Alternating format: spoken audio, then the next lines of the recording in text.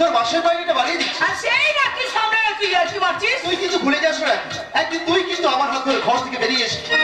হ্যাঁ হ্যাঁ, তুই আমাকে হাত ধরে এখানে নিয়ে এসেছিস, তারপর বসের সঙ্গে আমার পরিচয় করে দিয়েছিস। কিন্তু তুই ভুলে যাস না, আমি কিন্তু তোকে ভালোবেসে এখানে আসিনি। আমি এসেছি এখানে টাকা রোজগার করার জন্য, মা মারা ছোট ছোট ভাই বোনকে মানুষ করার জন্য, অঙ্গু বাবার চিকিৎসা করার জন্য। তুই বিশ্বাস কর রাখি, আমি তোকে মনে মনে ভালোবাসি, কিন্তু তুই তো বসের মনে ভালোবাসা নেশা ধরিয়ে দিয়েছিস। তাহলে বুঝতে পেরেছি, আর পেরেছি বলেই তোকে আমি সাবধান করে দিচ্ছি রাখি, বসের সঙ্গে সম্পর্ক শুধু কাজের। ভালো কাজ করলে বস মোটা টাকা ইনাম দেবে, আর কাজ ফুরিয়ে গেলে বসের ছুঁড়ে ফেলে দিতে কিন্তু 1 মিনিটও সময় লাগবে। বস কোনোদিনও আমাকে ছুঁড়ে ফেলে দিতে পারবে না, কারণ সে আমাকে ভালোবেসে ফেলেছে। বসের আগে অনেক মেয়েকেই ভালোবেসেছিল রাখি। এর আগে পিয়ালি নামে যে মেয়েটাই হোটেলে থাকতো, সেই পিয়ালিও বসকে অনেক রঙের স্বপ্ন দেখেছে। ভেবেছিল বস তাকে বিয়ে করবে, ঘর দেবে, সুখে সংসার করবে।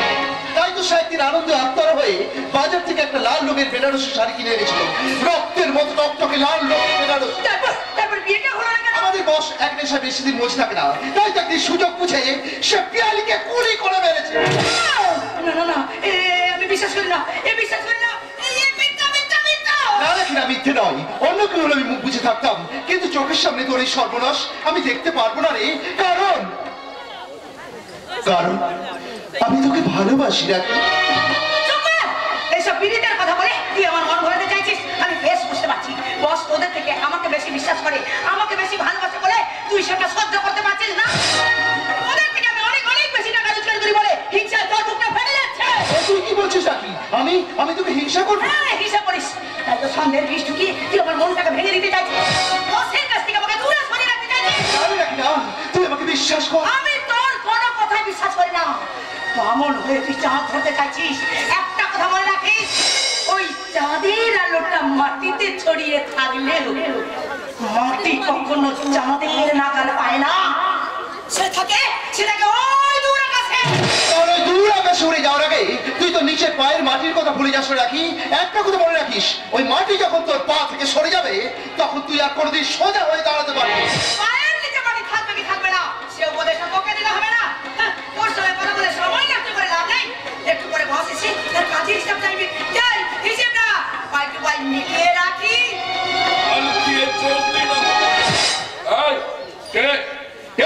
ননসেন্স, এক গলা মদ খেয়ে গানে যাচ্ছিস কেন?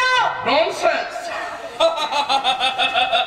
বর্তমান সভ্যতার উলঙ্গ কালচারকে বুকে জড়িয়ে যে হাফ প্যান্ট আর গেঞ্জি পরে আছে, তার নিজের কোনো সেন্স নেই, সে আবার আমাকে বলছে ননসেন্স। আচ্ছা, বেশ বড় বড় বুড়ি আড়াচ্ছিস, একটা মদ কর মাথা। ম্যাডাম, মদই তো খাই, কিন্তু ওই মন্ত্রীগুলোর মতো দেশ বেচে সেই দেশ বেচার টাকা তো খাই না। হ্যাঁ হ্যাঁ হ্যাঁ, আমি মদ খাই, আর সেই মদ এই লিভারে যায়। ম্যাডাম, মদ খেলে লিভার নষ্ট হয়, কিন্তু আপনাদের মতো চরিত্র নষ্ট হয় না। আর এটা আমি হলফ করে বলতে পারি। এত দূর বসকে বলে আমি যদি তোকে সহায়তা করতে না পারি, তাহলে আমার নামও রাখি নয়, কথাটা মনে রাখিস। আরে যা যা যা, কত রঙ্গ দেখাবি গুয়ে তেঁতুল পাতায় শুয়ে শুয়ে। তুই কি বলতো? তুই কেন তো মদ খাস? কেনই বিষ খাস? ওরে মারি, বিষ বলেই তো খাই, যাতে বিষে বিষে বিষক্ষয় হয়। জানিস মানে, তোর মতো আরো একজন আমাকে মদ খেতে বারণ করতো। কে সে? শান্তি। আমার বউ আমাকে না ও ভীষণ ভয় করতো। মদ খেয়ে বাড়ি ফিরে প্রচুর মারধর করতাম তো। আরো জল ভরা চোখে আমার দিকে তাকিয়ে 2 বছরের ওই বাচ্চা মেয়েটাকে নিয়ে ঘুমিয়ে পড়তো। একদিন কি হলো জানিস তো মানে, হাতের থালায় লাথি মেরে বউটার চুলের মুঠি ধরে ফেলে দিয়ে চলে গেলাম ওই মদের দোকানে। এক বোতল মদ কিনে বসে পড়লাম। হঠাৎ দোকানে ঝোলানো একটা ক্যালেন্ডারের দিকে আমার চোখটা আটকে গেল। দিনটা ছিল 5ই জুন, আমার বিবাহ বার্ষিকীর দিন। তাই বাজার থেকে 2টো রজনীগন্ধার মালা কিনে বাড়ির পথে রওনা দিলাম। বাড়ির কাছে গিয়ে দেখি অনেক অনেক লোকের ভিড়। সবাই না আমার দিকে কেমন করে তাকাচ্ছিল। আমি বাড়ির ভেতরে গিয়ে দেখি আমার বউ শান্তি আর আমার ওই ছোট্ট বাচ্চা মেয়েটা বারান্দায় শুয়ে আছে। আমি তখন কাছে গিয়ে ডাকলাম, শান্তি, শান্তি, এই দেখো কি সুন্দর দুটো রজনীগন্ধার মালা এনেছি। আজ আমাদের বিবাহ বার্ষিকীর দিন। আজ আমরা নতুন করে আবার ফুলসজ্জা করব। শান্তি, এই শান্তি, ও মেরেছি বলে খুব রাগ হয়েছে তাই না? লক্ষ্মীটি রাগ করো না, কথা বলো, কথা বলো শান্তি। শান্তি তুমি কথা বলো। কে যেন বললো শান্তি আর কোনোদিন কথা বলবে না। আমি কেন বলে তাকাতে সে বলল শান্তি আর তোমার মেয়ে বিষ খেয়ে আত্মহত্যা করেছে। হতে পারে না, এ মিথ্যে মিথ্যে মিথ্যে। শান্তি, এই শান্তি তুমি কথা বলো।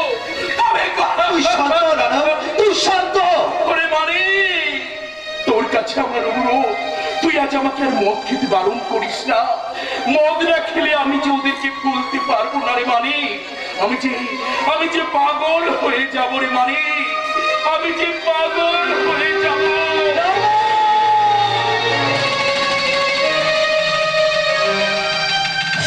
ভাগা, ওরা ঘরটাকে ভাগা করে চলে গেল। রমা চিন্তা করো না, ওরা ঠিক সময় বাড়ি ফিরে আসবে। ভেবেছিলাম ঠিক ওদের বেঁচে আছে, হাসি খুশিতেই কাটিয়ে দেবো, যাতে মরার পর আফসোস না থাকে। ঠিক তোমাকে একদিন বলেছি, ওই মরার কথা তুমি একদম মুখে আনবে না। এখন তোমার কত কাজ, কত দায়িত্ব। আমার আবার কি কাজ? সব কাজের দায়িত্ব ছেলেদের উপর ছেড়ে দিয়েছি। তাছাড়া যেটুকু পড়ে থাকে ওই ঘরে বসেই করে নি। তাছাড়া দুদিন পরে রাহুল বিদেশ থেকে ডিগ্রি নিয়ে ফিরে এলেই আমার তো একেবারে ছুটি। তখন বাড়িতে বসে খাবো আর ঘুমাবো। ছুটি শেষ না হতে তো চলে গেছে, আপাচ্ছিস কেন? কি হয়েছে কি বল? সর্বনাশ হয়ে গেছে করতে বাবু, সর্বনাশ হয়ে গেছে। সর্বনাশ? কাজের কাছে সরম চালুকারী অ্যাক্সিডেন্ট করেছে। অ্যাক্সিডেন্ট? হ্যাঁ করতে বাবু, আমি আমার বন্ধু বাজার থেকে ফিরছিলাম, হঠাৎ পেছন দিকে একটা গাড়ি বিকট আওয়াজ শুনতে পাই। ছুটে গিয়ে দেখি সরম চালুকারী ভেঙে চুরমার হয়ে গেছে। ওই গাড়ি চলে যান, আগে বল তারা কেমন আছে? সরম চালু মাথা ফেটে গেছে, ওকে মাথায় কাটো, হসপিটালে নিয়ে যাই। ডাক্তার বলে পুরো বেঁচে যাবে। পূজা পূজা কেমন আছে? এই তো বলছিস কেন? বল বল, আমার বৌমা কেমন আছে বল। পূজা বৌদিবাড়ি অ্যাক্সিডেন্ট হওয়ার সঙ্গে সঙ্গে মারা গেছে।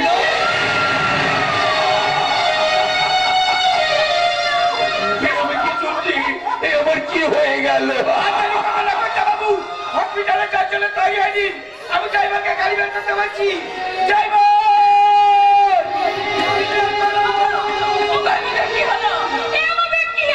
বিয়ের আনন্দের শোক কাটতে না কাটতে কান্নার সুর বেজে উঠলো।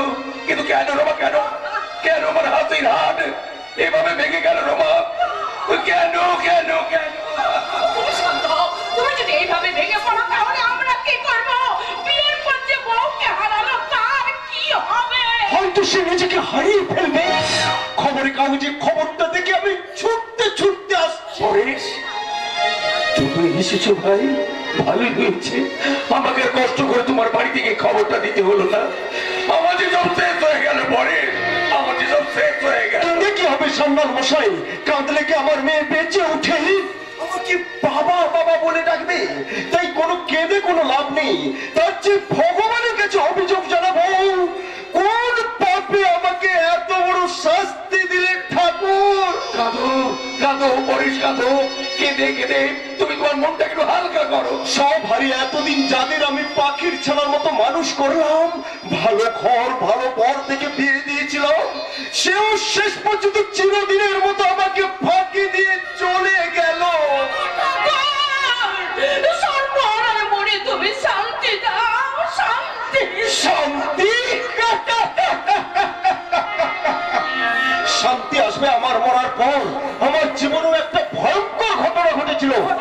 আজ থেকে 18 বছর আগে আমি আর আমার স্ত্রী আর এক মেয়েকে নিয়ে শিলিগুড়ি যাচ্ছিলাম। এমন সময় হঠাৎ ড্রাইভার গাড়ি বের করেছে।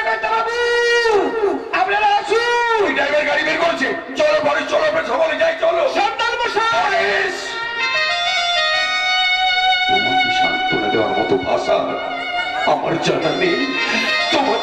চোদ্দটা কিন্তু কম নয়, তোমার মেয়ে সে তো আমারও মেয়ের মতো।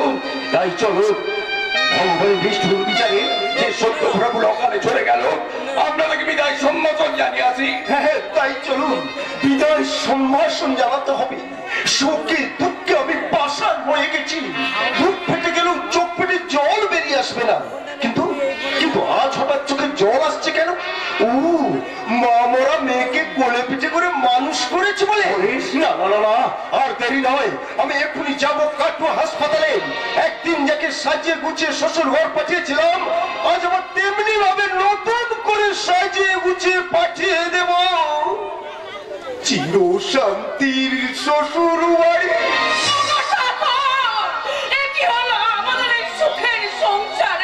দুঃখের অমানিসা তুই এসেছিস? ওরে দেখ দেখ কি ঘটে গেল, দেখ। শুনেছি, আমি সব শুনেছি, তাই তো দুঃখে আমার প্রাণটা বেঁচে যাচ্ছে। কদিন আগে যার বিয়েতে এত আনন্দ করলাম, ভাবতে পারছি না মামা, কিছুতেই ভাবতে পারছি না। ওই শান্ত রে শান্ত, তোকে ধৈর্য ধরতে হবে। কি করে ধৈর্য ধরবো মামা? ওই সৌরভ ছিল আমার বুকের এক একটা পাজর। ও না খেলে আমি খেতাম না, ও না ঘুমালে আমি ঘুমাতাম না। সেই কিনা যে মৃত্যুর সঙ্গে পাঞ্জা লড়ছে। মামা মামা, আমি যে পাগল হয়ে যাব মামা, আমি যে পাগল হয়ে যাব। আচ্ছা আচ্ছা, বলতে পারো এই ঘটনাটা ঘটলো কিভাবে? সত্যি কথা বলতে কি, ভাইটা যদি আমার মদ না খেয়ে গাড়ি চালাতো। কি বললি? সৌরভ মদ খায়? কাগজে তাই তো লিখে। মিথ্যে, সম্পূর্ণ মিথ্যে কথা। আমি বিশ্বাস করি না কোন কালের মহাচক্রে পড়ে আজ আমার এই ঘটনা ঘটে গেল। তবু মধ্যে বিশ্বাস, আমার ছেলে সৌরভ কখনো মদ খেতে পারে না। চলো চলো ভাই, চলো আমরা যাই সেই কাটোয়ার হাসপাতালে। হ্যাঁ, তাই চলুন সন্ন্যাল মশাই, তাই চলুন। আচ্ছা আচ্ছা, এতক্ষণ ধরে তুই যে কথাগুলো বললি তা কি সত্য?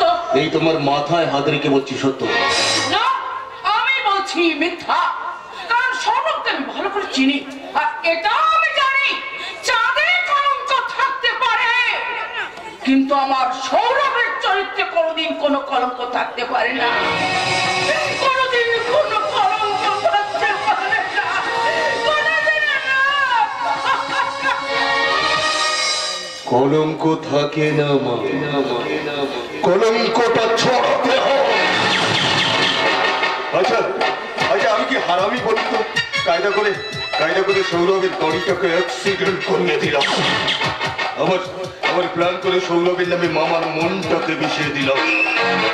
এবার শুরু করবো মাকড়সার জাল। জিঙ্গলের বাড়ির সবাইকে জড়াবো, তারপর ধীরে ধীরে বিনাশ করবো সান্নাল পরিবার। মনে রাখবেন, নামটা কিন্তু আমার প্যান্ডা কাঠি। মনটা কিন্তু খাঁটি। আরে সেই খাঁটি মন নেই, আমি তো তোমার কাছে ভালোবাসার সওদাগর। কি ব্যাপার, আজ অফিসে যেতে দেরি করছো কেন? কেউ কি অচলে বেঁধে রেখেছিল নাকি? না না, আমাকে আঁচলে বেঁধে রাখার ক্ষমতা কারোর হয়নি, আমাকে আঁচলে বেঁধে রেখেছি শুধু তুমি। এই সত্যি বলছো? ঠিক তাই, তুমি আমায় এত ভালোবাসো? ভীষণ ভীষণ ভালোবাসি। তাহলে একটা কথা জিজ্ঞাসা করবো? বলো না, বলো। শুনেছি তোমার কাছে যারা আসে তারা নাকি আর বেঁচে থাকে না। আমার সঙ্গে বেইমানি করলে উপযুক্ত শাস্তি আমি দিয়েই থাকি। তাহলে পিয়ালি কি বেইমানি করেছিল? পিয়ালির কথা তুমি জানলে কেমন করে? পিয়ালির কথা তুমি জানলে কেমন করে? নিশ্চয়ই হোটেলের কাস্টমাররা তোমাকে বলেছে। না না না, হোটেলে যারা নাচ গান দেখতে আসে আমি তাদের মুখ থেকেই শুনেছি। একদম ঠিক শুনেছো, ঠিক শুনেছো। ওই হোটেলে কাস্টমাররা পিয়ালিকে খুব ভালোবাসতো। আমিও পিয়ালিকে খুব ভালোবাসতাম, জানো। ওই ছোট্ট বোনের মতো ভালোবাসতাম, ছোট্ট বোনের মতো। জানো আমি ওর বিয়ে ঠিকও করেছিলাম। ভেবেছিলাম এই অসুস্থ পরিবেশ থেকে ওকে তুলে নিয়ে গিয়ে সুস্থ স্বাভাবিক একটা জীবন দেবো। কিন্তু এইরকম একটা পিস্তল দিয়ে হঠাৎ, তারপর পিয়ালি পিস্তলটা মাথায় ঢুকিয়ে গুলি করে আত্মহত্যা করলো। তার মনে করে কোন অন্ধকার জমে আছে, কেউ বলতে পারে। এই যেমন আমার মনের মধ্যে একটা দুঃখ যন্ত্রণা চেপে ধরে রেখেছি, সেটা কেউ জানতে চাইছে বলো তো? আমার মন প্রাণ জুড়ে আছে শুধু তুমি আর তুমি। সে কথা কাউকে বললে কেউ বিশ্বাস করবে না।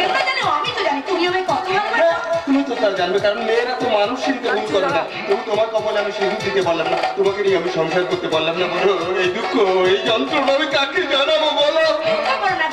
আমার ভালোবাসা যদি সত্যি হয়, দেখবে তোমার স্বপ্নের দিন ঠিক সত্যি হবে। একদম ঠিক কথা বলেছো তুমি। যদি এইভাবে আমার বুকের মধ্যে থাকো, আমি আমার মামাকে মারবো। তারপর সামনের গোষ্ঠী ষষ্ঠী পূজা করে চলে যাবো দুবাই কিংবা মালয়েশিয়া। সত্যি বলছো? আরে কলারটা ছাড়ালো।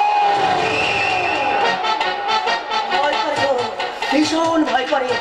মেয়েরা যখন মরে তখন তো জেনে শুনেই মরে, এই যেমন আমি মরেছি তোমায় ভালোবেসে।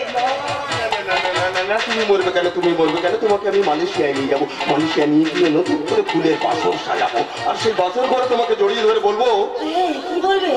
রাখি আমি মরা বুকে প্রাণ সঞ্চার করতে পারি না, রাখি আমি ভালোবাসলে জীবন, শত্রু হলে মর, আমি চোখ মেললে আলো,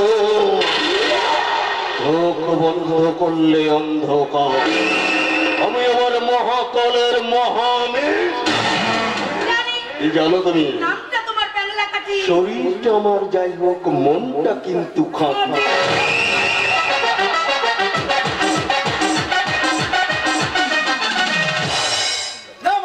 আমি তোমার কোনো কথাই শুনবো না। কাকুলিকে নাচগান করতেই হবে। অনেক কষ্ট আমি বসকে রাজি করিয়েছি, এই সুযোগ আমি কিছুতেই হাতছাড়া করতে পারবো না। আমার জীবনটা এইভাবে কাটছে, মেয়েটাকে আমি এই পথে নামাতে চাইছি না। তুই কেন তুই আমার মেয়ের সর্বনাশ করতে চাইছিস? আচ্ছা মা, তুমি বা তাকে কেন নাচ গান শিখিয়েছিলে? কেন এত দামি দামি জিনিসপত্র কিনে দাও মা? আমি কোনোভাবে তৈরি করে ভালো ছেলে দেখে বিয়ে দিতে চাই। ভাবছিস কেন? পারবিনা, পারবিনা বলছো একটা ভালো ছেলে দেখতে, পারবিনা, পারবিনা ওটা বিয়ে দিয়ে সংসারই করাতে। ওইসব ছেলে কথা আমি ভুলবো না মা, তুমি কাকুলিকে তৈরি হতে পারো, একটু পরে আমাদের বয়স এসে পড়ো। না তো হবে না, আমি হতে দেবো না, আমার প্রাণ থাকতে হবে না। তাহলে তোমার প্রাণটা দিতে হবে মা, তোমাকে খুন করে কাকুলিকে তৈরি করবো অন্য এক কণিকা। তাই দে বাবা, তাই দে। আমার এই পাপ জীবনটা শেষ করে দিতে যা খুশি তাই কর। তবু আমি বেঁচে থাকতে মেয়ের সর্বনাশ কিছুতেই আমি চোখের উপরে দেখতে পাবো না। এখনো বলছি আমার কথায় তুমি রাজি হয়ে যাও না? কি তুমি আমার কথা শুনবে না? তাহলে এই মুহূর্তে আমি পথের কথা সরিয়ে ছেলে হয়ে মায়ের পেটে ছুরি বসাতে তো লজ্জা করছে না? করি বা বাবা, বর্তমান যুগে সমাজ দর্পণ বা যে মা 10 মাস 10 দিন গর্ভ যন্ত্রণা সহ্য করে বুকে দুধ খাইয়ে তিল তিল করে মানুষ করে তুললো, আর সেই মায়ের পেটে ছুরি চালিয়ে দিচ্ছে তারই কুলাঙ্গার সন্তান। বারে দাদা বা, এই মুহূর্তে তোকে দেখে আমার হাততালি দিয়ে বাহুবা দেওয়া ছাড়া আর কোনো উপায় নেই। বাহ বারে দাদা, বাহ বাহ। কাকলি, তুমি চুপ করো মা। আরে এই দাদা, তুই না হয় আমার জন্য খরিদ্দার মানে বাবু ঠিক করেছিস, সেই কথা কিন্তু তুই মাকে না বলে আমাকেই বলতে পারতিস। আমি না হয় তোর হাত ধরে গিয়ে তোর সামনে তোর বাবুর সঙ্গে নৃত্য নাটক পরিবেশন করতাম। কাকলি, এই কি তোর পরিবর্তন? আমি পাশের ঘর থেকে তোমাদের সব কথা শুনেছি মা, তুমি দুঃখ করো না। এতদিন তুমি আমাকে যে নাচ গান শিখিয়েছো, আজ আমি তার পরীক্ষা দেবো। পরীক্ষায় যদি পাশ করতে পারিস তাহলে গাড়ি বাড়ি সব পাবি, সোনা দ্বারাই তোর কাজ ভর্তি হয়ে যাবে। বেশ বেশ, তাই হবে। কাকলি, আমি রাজি।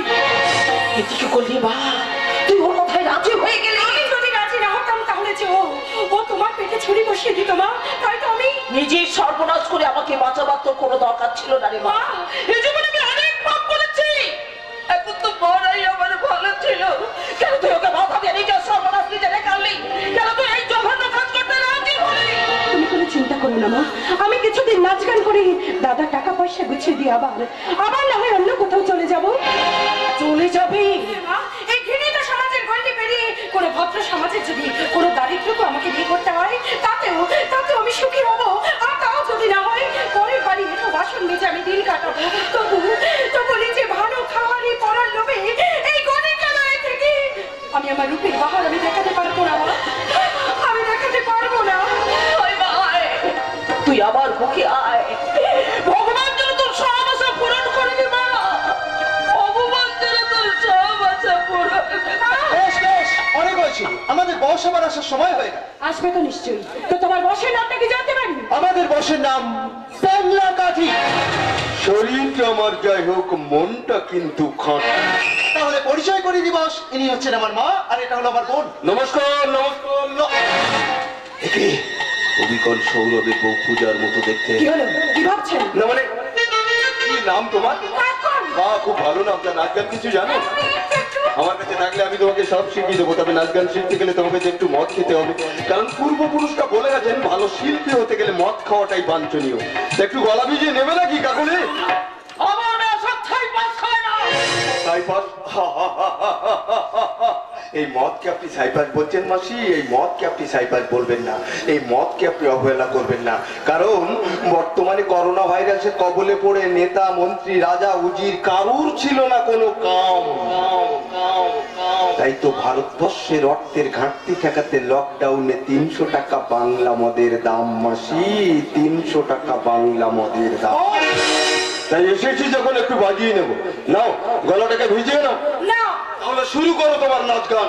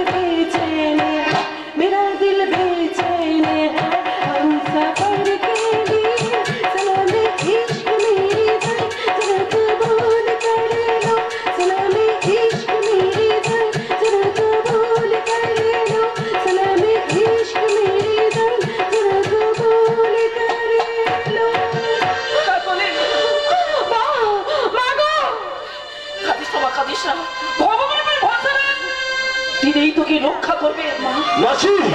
অনেক হচ্ছে, এখন তুমি এখান থেকে যাও। কাকুলির মনের অবস্থা ভালো নেই। কি করা হয় মাসি? আমি তো নাটকটা শুরু করি, নদীটা বানাবো আমি এই বাংলা কথে। পরেরটা তুই বল মানিক। শরীরটা আপনার যাই হোক না কেন, মনটা কিন্তু আপনার খাঁটি। ঘরে বিশ্রাম নেই, কারণ তোর মনের অবস্থাটা ভালো নেই। যাচ্ছি মা যাচ্ছি, তবে একটা কথা মনে রেখো, ওই পশ্চিম আকাশে যে কালো মেঘের ঘন ঘটা, তাতে আমি জানি না তাতে কতটুকু বৃষ্টি পড়বে। তবে আমার মনের আকাশে যে কালো মেঘ জমেছে, তাতে আমার বইয়ের ঘরে প্রচুর বৃষ্টি ঝরবে, প্রচুর বৃষ্টি ঝরবে, প্রচুর বৃষ্টি। তোমার আগে তোর মাথায় আমি ছাদের অবলম্বন করে দিয়ে যাবো রে মা। শৈলী ভাই আছে, শৈলী ভাই। আমি রঘুপতি সান্যাল, বিশেষ প্রয়োজনে আমি তোমার কাছে এসেছি। তাই আমি তুই এখানে? মামা মামা আমি এসেছিলাম ওই সৌরভের জন্য। ভাইটা আমার কত কষ্ট পাচ্ছে, ওর চোখের দিকে আমি তাকাতে পারছি না। ওর চোখের দিকে তাকালেই আমার চোখ থেকে জল ঝর ঝর ঝর করে ঝরে পড়ছে। তাই তো ডাক্তারের পরামর্শ মতো আমি এখানে চলে এসেছি। আরে বাবা, আমি তো ডাক্তারের কথা মতো এখানে এসেছি।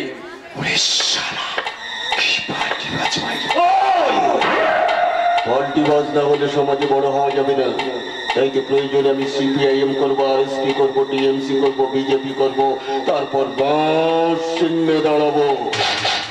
নাটকও দেখে যা, শুধু নাটক। কি হচ্ছে বাংলা?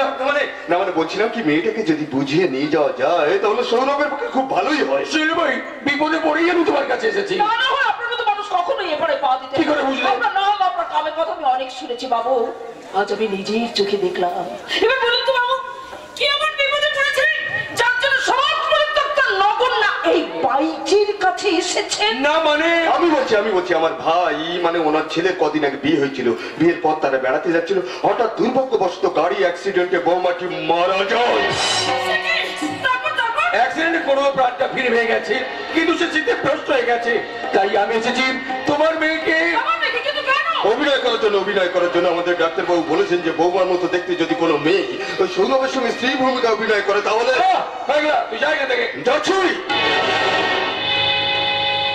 তো তবে একটু ভাববেন মশি, খুব ভালো হবে।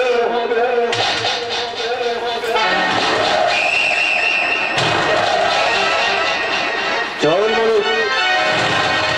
এগুলো বলছিলাম, সৌরভের স্ত্রীর ভূমিকায় অভিনয় করে যে তার স্ত্রী বিয়োগের ব্যথা ভুলে দিতে পারবে তবেই আমার ছেলে সুস্থ উঠবে, তা নইলে সারা জীবন সে স্মৃতিভ্রষ্ট হয়ে থাকবে। তাই আমি এসেছি তোমার মেয়েকে নিয়ে গিয়ে। না, আমার বাড়ির কাছে লোক দেবুর মুখে শুনেছি, তাই কোনো দ্বিধা নয়, দ্বন্দ্ব নয়, আমি তোর হাতে ধরে অনুরোধ করছি, তোমার মেয়েটাকে আমাকে দিয়ে আমার ছেলের জীবনটা বাঁচাও। কণিকালয়ের মাটি নিয়েই তো হয় বাঙালির দুর্গা পূজা। চিন্তা করো না শিউলি ভাই, তুমি চিন্তা করো না, যতদিন তোমার মেয়ে আমার বাড়িতে থাকবে মাসে মাসে 10,000 টাকা করে দেবো। তুমি চেষ্টা করে দেখতে দোষ কোথায়? তুমি শুধু তোমার মেয়েকে আমার সঙ্গে যাওয়ার অনুমতিটুকু দাও। তার আগে মেয়ের মতামত দরকার আছে। আমার মত আছে। এখন তুমি শুধু মত দাও মা, আমি ওনার সব কথাই শুনেছি। তুমি? হ্যাঁ, এই আমার মেয়ে। বাবা একই রকম দেখতে, দেবু যে কথাগুলো বলেছিল হুবহু মিলে যাচ্ছে, সেই চোখ, সেই মুখ। তুমি যাবে মা আমার সঙ্গে? যতদিন তুমি আমার বাড়িতে থাকবে আমার মেয়ের সম্মান নিয়েই থাকবে। কি মা, পারবে তো আমার ছেলেকে সুস্থ করে তুলতে? পারবো কিনা বলতে পারবো না, তবে তবে আমার চেষ্টার আমি কোনো ত্রুটি রাখবো না, আর তার জন্য যত রকমের অভিনয় করতে হয় আমি করবো। বাবা, শুনে আমি খুশি হলাম মা, শুনে আমি খুশি হলাম। তুমিই পারবে মা, তুমিই পারবে। মা, মা আমি কি যাবি মা, যাবি।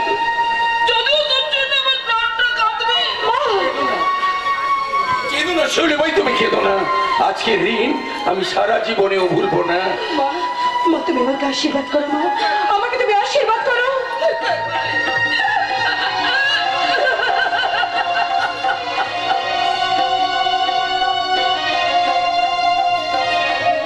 আপনি আপনি আমাকে আশীর্বাদ করুন, আপনি আমাকে আশীর্বাদ করুন।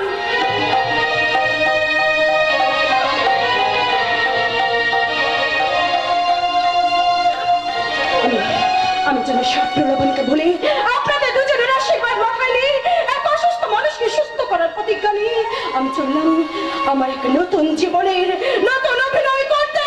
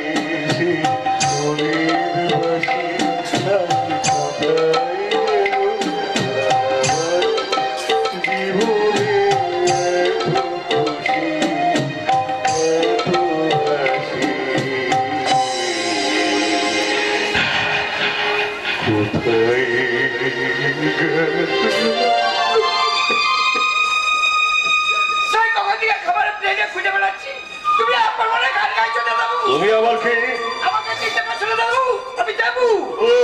দেবুদা, দেবুদা, তুমি কি জেনে এসেছো? তোমার হাতে এগুলো কি? খাবো না, খাবো না, ও খাবো না, আমি খাবো না। নিয়ে যাও, নিয়ে যাও এখান থেকে। কি হলো, কি হলো? কথাটা কানে যাচ্ছে না, বসে নিয়ে যাও, নিয়ে যাও বসে। তোমার কি হয়েছে দাদাবাবু? কিচ্ছু হয়নি, আমার কিচ্ছু হয়নি। তাহলে কেন দিনের মন খারাপ করে থাকো? কেন যেখানে সেখানে বসে হাসো আর কেন? আমি যা সহ্য করতে পারছি না দাদাবাবু, আমি যা সহ্য করতে পারছি না। আচ্ছা দেবুদা, আমার কি কিছু হারিয়ে গেছে? কিছুই হারিয়ে যায়নি। তাহলে কেন, কেন মনটা আবার ঘুমবে ঘুমরে কেঁদে ওঠে? কেন ফাঁকা ফাঁকা বলে মনে হয়, মনে হয় কেন মনে হয় সব থেকে আমাকে কেউ আমার কিছুই নেই। খেয়ে নি দাদাবাবু। বললাম তো খাবো না। দাদাবাবু কিছুই খাচ্ছে না। ঠিক আছে, এই খাবারটা আমার হাতে দিস, তুই যা। নিয়ে যাও, নিয়ে যাও, নিয়ে যাও, খাবারগুলো নিয়ে যাও, নিয়ে যাও বলছি। না, তুমি আবার কে? আমাকে আমাকে তো চিনতে পারছিস না খোকা, আমি যে তোর মা। ও মা, মা তুমি এসেছো, তুমি এসেছো। মাগো পূজা কোথায়? মা পূজা কোথায়? আমি তাকে বেড়াতে যাবো, বেড়াতে যাবো। আমি তাকে 1 কোটি টাকা দিচ্ছি দাদাবাবু, 1 কোটি টাকা দিচ্ছি। এই খবরদার, খবরদার যাবো না, তবে যাবো না, তবে আমার কেউ নেই, আমার কেউ নেই। দেখি তোমার চোখে জল, তুমি কাঁদছো। আর আমি তোমাকে কিছু বলবো না, কিছু বলবো না, কিন্তু পূজাকে আমি ছাড়বো না, কিছুতেই ছাড়বো না। এখন নেই মানে আমার সঙ্গে জানো, জানো সারাদিন সে আমার কাছে কাছে থাকে, কিন্তু সন্ধে হলে ঘরের মধ্যে দরজা বন্ধ করে দেখে কোথায় চলে যায়। আমি সারা রাত ধরে তাকে খুঁজি। তারপর রাতে পূজা, পূজা।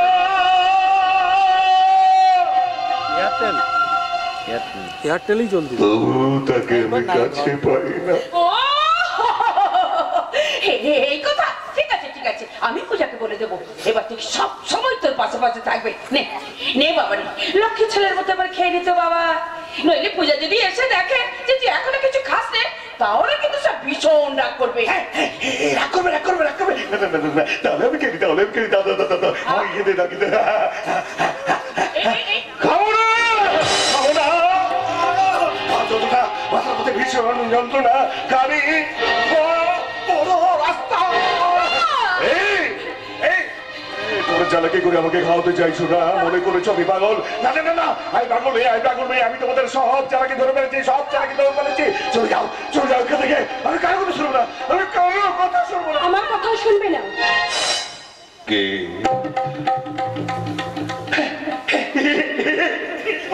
পূজা পূজা পূজা পূজা, তুমি এসেছো, তুমি এসেছো। আমি তোমার কথা শুনবো, আমি তোমার কথা শুনবো। তাহলে যাও, খাবারটা খেয়ে নাও, নইলে কিন্তু আমি তোমার সঙ্গে আর একটা কথাও বলবো না। তুমি কি বোকা? কেন? আমি তোমার নিজের সঙ্গে কথা বলবো। আপনি কাঁদছেন কেন? খোকারি অবস্থা যে আমি আর সহ্য করতে পারছি না। কবে যে ভালো হয়ে উঠবে? আমাকে যে ভগবানের উপরে ভরসা রাখা ছাড়া আর কোনো উপায় নেই মা। তোমরা আমাকে কি বলা বলে করছো না? ওই কিছু না, কিছু না, কিছু না, কিছু না বলি হলো। আমি কিচ্ছু বুঝি না, আমি সবকিছু বুঝতে পারি, সবকিছু বুঝতে পারি। তোমরা আমাকে পাগল মনে করেছো, এই তো?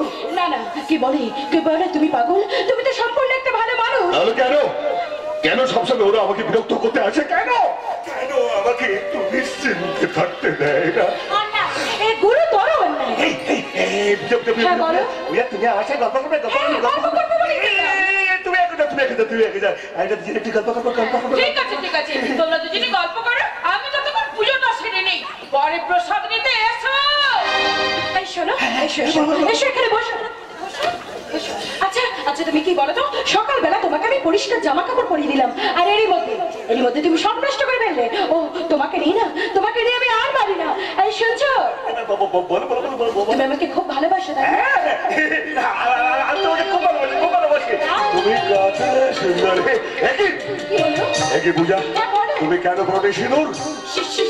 সিঁদুর?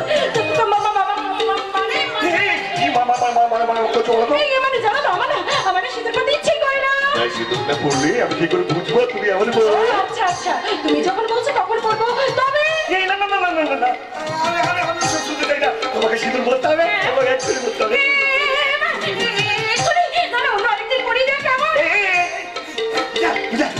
তুমি যাও, তুমি সিঁদুর নিয়ে এসো। আজ আমি নিজের হাতে তোমার সিঁদুরে সিঁদুর পড়ে তুমি আমাকে ভালোবেসে আমাকে সিঁদুর পরিয়ে দেবে কেন? আমার মুখের পর কথা, এইটাও তুমি আমাকে ভালোবাসো? যাও যাও, সিঁদুর এসে বলছি, নইলে কিন্তু। আচ্ছা ঠিক আছে, আমি যাচ্ছি। তবে মনে থাকে জানো, আমি সিঁদুর করার পর তোমাকে আমি যা বলবো তাই শুনতে হবে, নইলে আমি কিন্তু তোমার সঙ্গে আর একটা কথাও বলবো না, কেমন? সিঁদুর পড়বে না, সিঁদুর পড়বে না। ভেবেছি আমার কোনো দিকে লক্ষ্য থাকে না, আমার সব দিকে লক্ষ্য থাকে, সব দিকে লক্ষ্য থাকে। আমার বউ থেকে সিঁদুর পড়বে না, সিঁদুর পড়বে না।